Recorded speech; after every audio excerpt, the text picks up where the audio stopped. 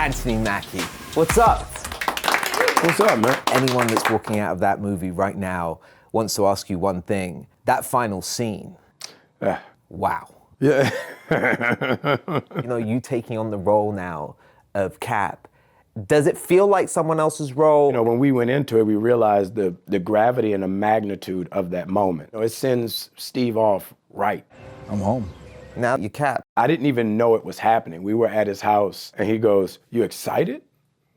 I'm like, "What you talking about?" He goes, "Wait, you don't know?" I'm like, "No, what?" He jumps up, runs out of the room, comes back in with the script. He's like, "Read it." And I read the scene, and I'm like, "Whoa."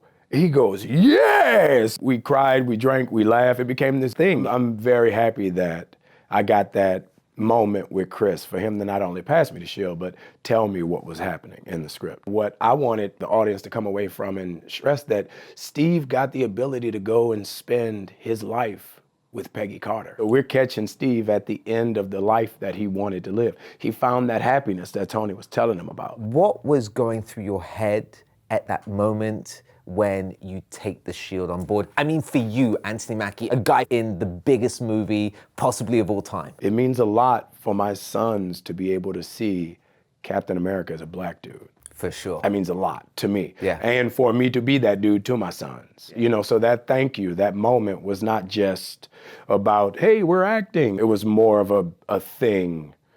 And then they cut, and I cried, and Chris cried, and the Russos cried, and everybody cried. It was an emotional day.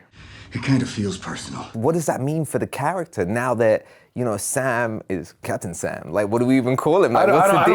I don't know. That's what I'm saying. I don't know. I don't know how it works. No one really knows. And that's what the whole evolution of the character is now.